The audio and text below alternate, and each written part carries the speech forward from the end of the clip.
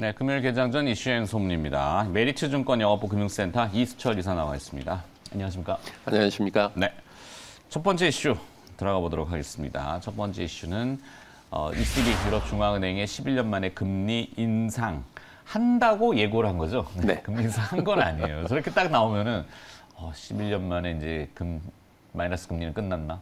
물론 마이너스 금리 자체가 좀 이상했던 것이 아닐까 싶긴 한데. 그렇죠. 정상화 과정으로 가는 것으로 이해하면 도움이 되지 않을까 싶습니다. 네. 자, 내용을 일단 뭐 어떻게 보고 계시는지. 네. 어차피 이제 어제 전일자 이제 크리스찬 라가르드 유럽은행 총재가 6월 통화정책 회의에서는 일단 고정을 시켰죠. 레피 금리는 뭐 0%, 예금금리 마이너스 0.5%로 동결을 했는데 7월에는 이제 뭐 25bp 그리고 이제 그 인플레 정도를 봐서 중개 인플레 정도가 계속 좀 악화가 되는 분위기면은 뭐 9월에는 50bp도 올릴 수 있다라는 뉴스를 통해서 시장이 좀 반응을 한 것 같은데요. 방송 초기에 말씀드린 것처럼 그냥 정상화 과정으로 이해를 하시면 도움이 되지 않을까 싶습니다. 일단 지금 코로나로 인해서 전 세계 유동성이 풀렸고 그 와중에 이제 공급망 문제도 생기고 그래서 이제 인플레가 심해지니까 미국이 먼저 올렸죠. 그리고 이번 주에 보면 이제 호주도 올렸고요. 네. 우리나라도 올리고 있고 전 세계적으로 경제 활동하는 국가에서는 인플레를 컨트롤하기 위해서 금리는 올리지 않을 수가 없다라고 보여집니다. 그렇기 때문에 그 22의 금리 인상으로 인해서 우리가 너무 큰 피해를 입지 않을까 미리 그렇게 좀 너무 걱정하실 필요는 없을 것 같고요. 지금 그 기사 중에 그런 표현이 있더라고요. 그 자기 충족적 예언. 네. 지금 보면 이제 그 도배되는 뉴스들이 다 안 좋은 이야기들이 많다 보니까 경기가 더 어려워질 것이다, 허리띠를 졸라매야 되겠다라고 경제 주체들이 그런 식으로 자기 충족적으로 이렇게 생각을 하면서 경제 활동을 위축시킴으로써도 일정 부분 경기가 더 위축이 될 수 있다.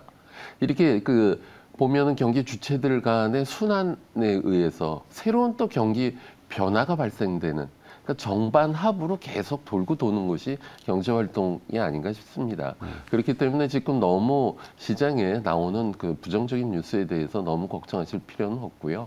다만 이제 말씀드리고 싶은 것은 큰 흐름을 놓고 봤을 땐 금리 인상 국면이기 때문에 그런 금리 인상 같은 경우는 경영활동하는 기업 입장에서는 비용이 증가가 있기 때문에 그 비용 증가를 갖다 상쇄하는 안정적인 성장을 유지할 수 있는 것들이 무엇이냐 그쪽으로 압축을 해서 대응을 하시면 좋으실 것 같고요.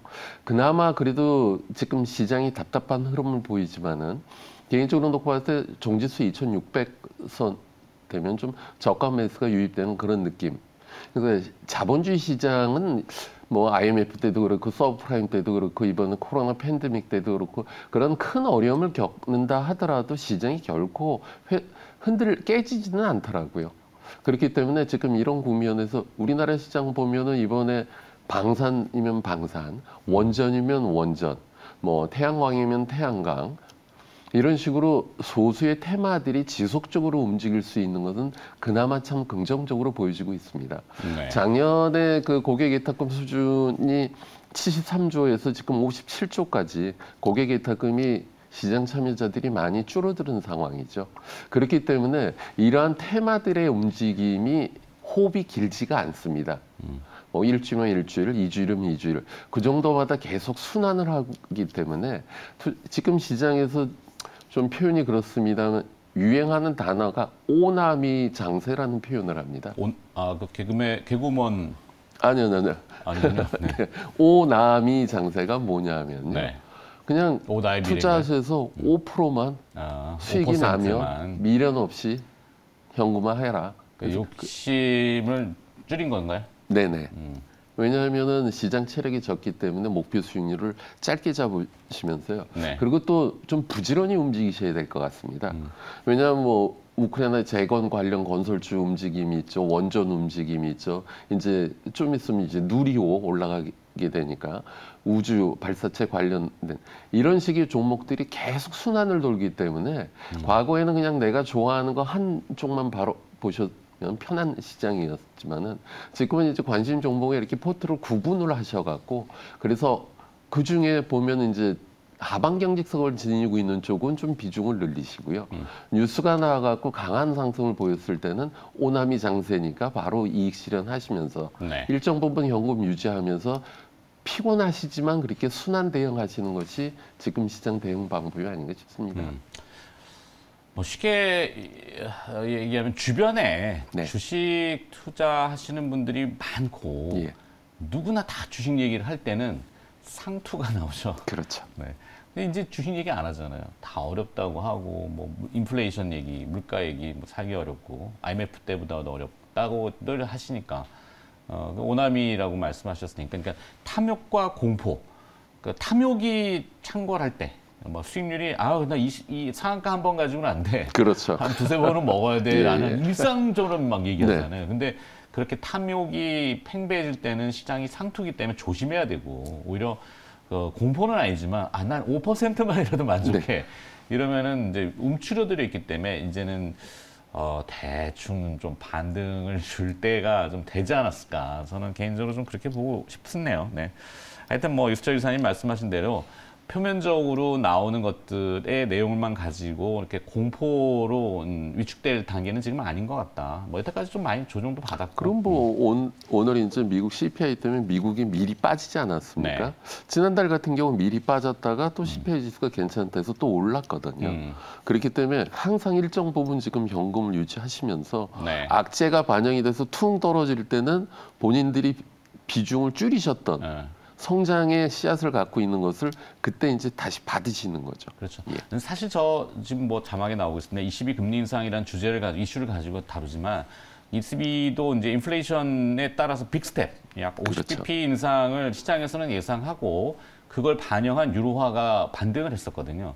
근데 어제 동결하고 7월에 25bp 정도 한데 그러면 사실 저 내용을 뒤집으면은 금리를 동결하는 제가 봤을 때는 인하의 효과가 오히려 더 있다. 유로화를 뺐기 때문에 유로화가 어제 원빅이 떨어졌거든요. 이게 달러가 밀려 올라가니까 뉴욕 주가가 그렇죠. 또 같이 밀려 내려가는. 계속 시소로 뭐, 움직이지 그렇죠. 않습니까? 그래서 하여튼 그렇게 결론을 좀 짓도록 하고 네. 기업으로 가야 되겠습니다. 네네. 네, 중요한 건 기업이죠. 살아남는 기업이 무엇이냐. 아까 이제 답답한 시장이라고 했지만 말씀하셨지만 대부분 뭐 삼성전자, SK하이닉스 같은 그 IT 기업만 조금 주춤하고 있고 좀 무거운 편이지 오르는 기업들은 굉장히 잘 올라요. 돈의 속성이라고 하는 책의 네. 표현이 참 가슴에 와닿더라고요. 산에서 이렇게 이제 낙석이 생겨서 돌이 굴러 떨어졌을 때 그 네. 돌을 맞고 다치고 돌아가신 분이 계시고요. 두 번째 부류는 잘 안타까운. 피하시는 분.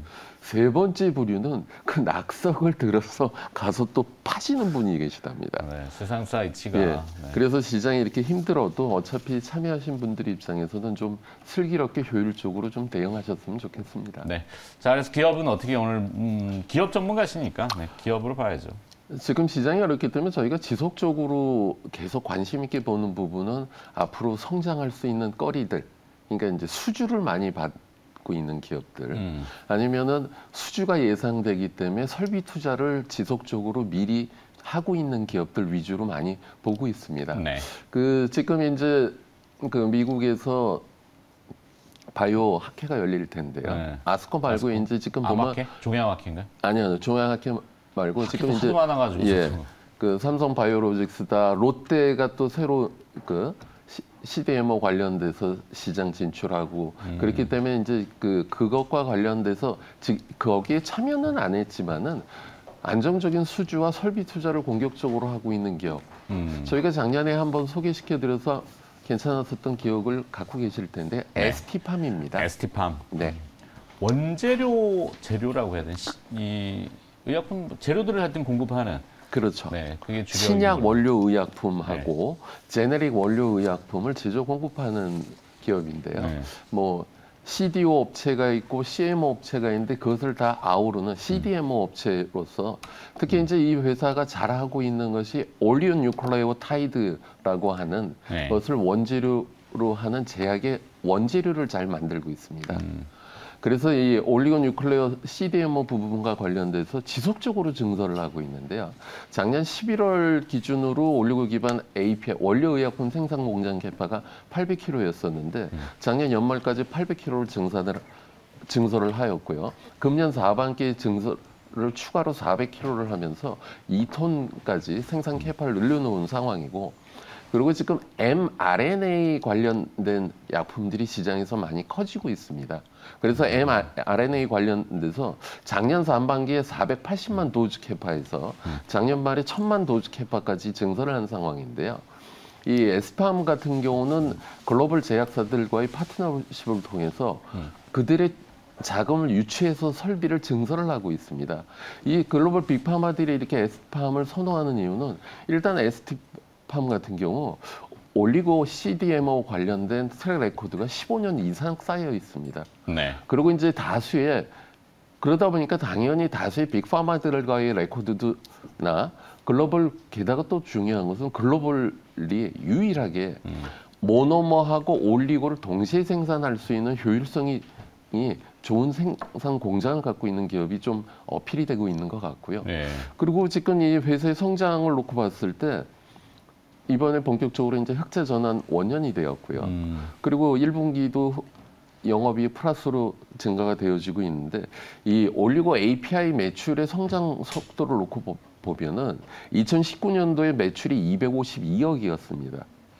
20년도엔 452억으로 79% 증가를 하였고요. 네. 20에서 21년도가 되면서는 91%가 증가해서 865억. 작년에 865억인데 그 시장에서는 이제 조심스럽게 올해는 한 기본적으로 한 1,340억 정도까지는 증가되지 않겠느냐 이런 기대가 있기 때문에 주가가 좀 하반 경직성을 보여주고 있는 것 같고요. 에스팜의 움직임을 보면 삼성바이오로직스에 후행하는 모습을 보이고 있기 때문에 시장 대응하시기도 좀 편리하신 것 같고요. 네. 지금 에스팜 같은 경우는 글로벌 유수의 업체들과의 그 신규 프로젝트를 6건을 또 이미 확보를 한 상태입니다.